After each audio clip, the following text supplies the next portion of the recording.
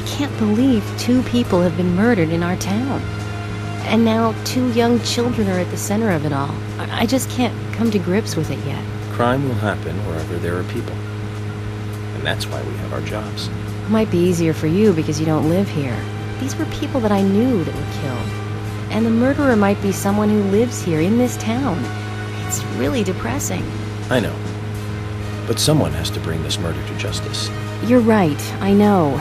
But, well, Agent York, sometimes I just think I'm not really cut out to be a cop. Not true, Emily. You have the potential to be a superb law enforcer. You can be emotional at times, but you also possess what's most important. I do? What do you mean? What do you think? A sense of justice. Justice? I must admit, I'm surprised to hear such a... how should I say this? Such an obvious answer. I thought you'd say something else. Obvious or not, I joined the FBI in order to do what's right. And that's what's important. I understand, but still, you seem... I'm sorry. I need some time to think. Whatever do you want to think about? Justice. I want to think about justice. Zach, she's quite the philosopher, isn't she? Then again, death makes everyone a philosopher.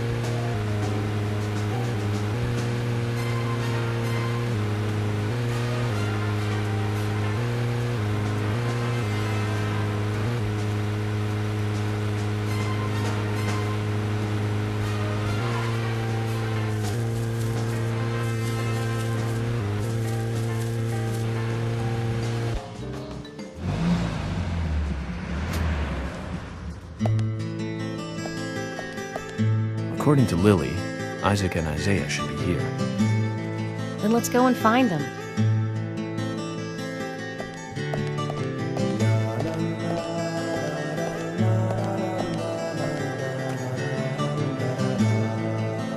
Hello again, Isaac and Isaiah. I hear you're teaching Willie to do tricks. What's your secret? It's easy. Really simple.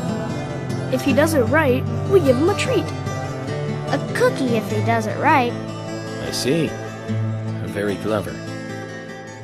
So, tell me, you two. Could you perhaps tell me your other special secret with Becky? No, we can't. It won't be a secret if we tell. I'm not telling. We promised Becky. Now that's a problem. Because I also made a promise to Becky. I promised to catch the bad man who hurt her. But I can't keep my promise if I don't know what the secret is. Do you see?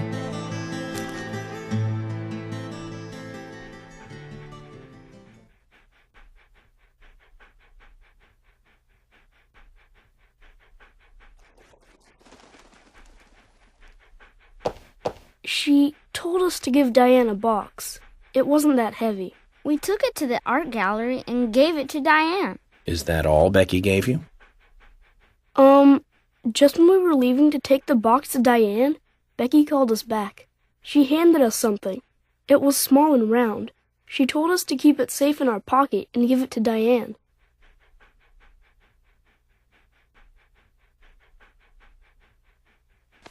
And then you met Carol on your way?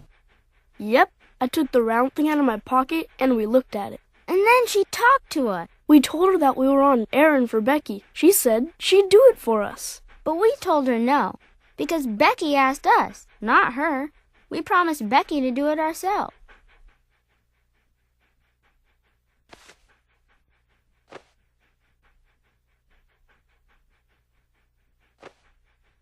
So Becky did entrust the locket to them. And now Carol has it. Right, Kaysen? Huh? You were in the room when Carol took the locket back from Diane. I saw you with Diane in the art gallery that day. Well, yeah, I was there in the room, but I was only chatting with Diane. Oh, then Carol burst in, all angry looking. While Carol and Diane had their talk, I just sat there like a frog. Yeah, so Carol took the locket from Diane, but that has nothing to do with me, right? Yes, I believe so. But from this instant, you are now a key witness in this case. I'm afraid you can't leave town until you hear from me. What? Can you do that?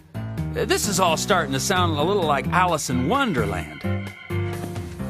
Which makes you Humpty Dumpty. Huh? Isaac and Isaiah, thank you. I think I'll be able to keep my promise with Becky thanks to you two. How is Becky? Is she getting better? She'll come and help out at our store again, won't she? She'll come and play with us again, won't she? Boys, about Becky. That's right. Becky is almost totally better now. But I don't think she'll be able to come and see you. I was told by Becky to keep this a secret. But she's actually a goddess of the forest, just like Anna. I think she's gonna be in the forest with Anna for a while. Cool. We'll keep this a secret then, too. Wow, that's why Anna and Becky are such good friends. Okay, Willie. You're happy too, aren't you? Zach, I hope Emily doesn't end up as a forest goddess, too.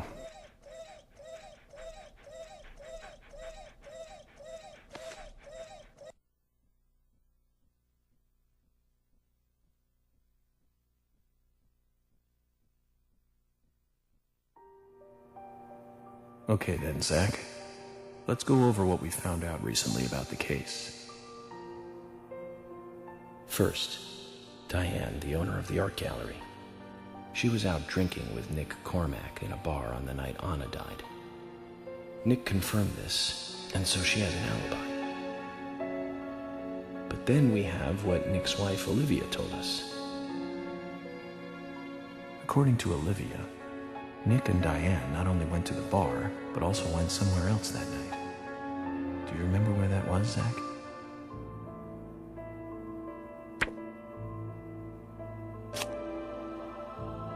That's right, the art gallery. Before entering the gallery, Diane looked back towards Olivia, almost as though she saw Olivia in the dark. Nick's behavior has also become more suspicious by the day. If Olivia is correct, then he is heavily involved in this case. But we have no conclusive evidence of that at the moment. The only thing we can say for sure is that Nick's whereabouts are unknown at the time of Becky's murder. He has no alibi for the crime, but that fact alone means nothing. So who was it that called Thomas to report trouble at Becky's place?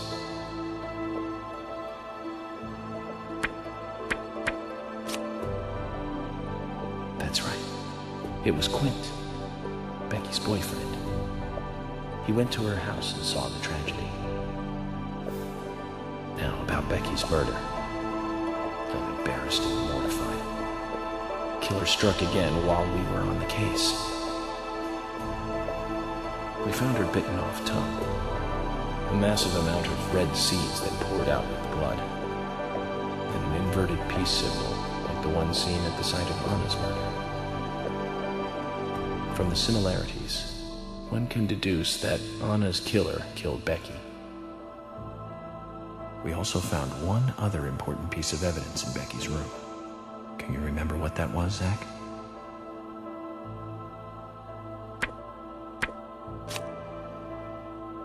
That's right. We found a sketchbook in Becky's room. She had apparently written a letter to her sister Diane. It revealed that Becky took a locket from Anna's body at the crime scene. She also admitted to borrowing a pair of Diane's stiletto heel shoes. So Miss Stiletto Heels was Becky. There was something else at the end of the letter. It said that she handed the locket and stiletto heel shoes to someone. Do you remember who, Zach?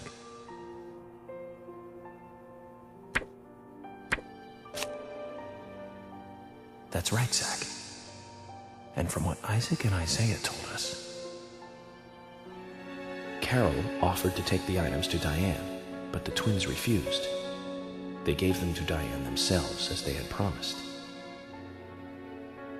For some reason, Carol wanted the locket. She ended up storming into the gallery to take it from Diane. And when Carol took the locket from Diane, Kaysen just happened to be there. Is Kaysen involved in this? Or was he just there by coincidence? I wonder what's so special about the locket, too.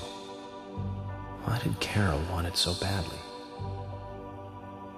The questions are mounting. Come to think of it, Quint, the first witness, has no alibi for Becky's death. We checked the phone records, and his call definitely came from her house. Is it possible he attacked Becky and then called us from the scene? But everyone is suspicious one way or another. What should we do next, Zach? Okay, who's the most suspicious?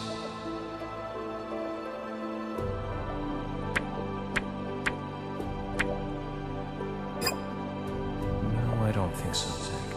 He's certainly suspicious, but there is someone else at the center of this.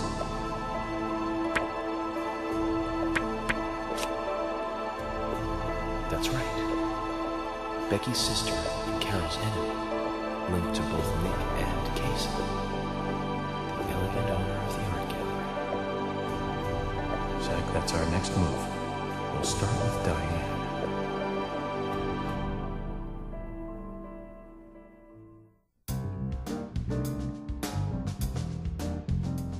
So, you want to find out everything there is to know about Diane? That's right. There's just too many things that we don't know. First, we need more intel about the relationship between Nick and Diane. How? Nick and Diane meet every night at the bar. Let's use that. George, we'll need you to stake out the gallery. What do you mean?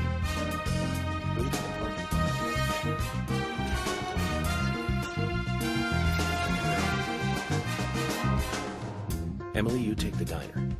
Wait for Nick, and tail him to the bar, too. As with George, if he goes anywhere else, then you let me know. Okay. Thomas, you keep a watch on him inside the bar. Yes, I will. I'll be waiting in the parking lot of the bar. Once Nick and Diane are together, I will follow them wherever they go. What time do they usually show up, Thomas? Around the same time. Usually between 22 and 2300. Then at that time we do it, boys and girls.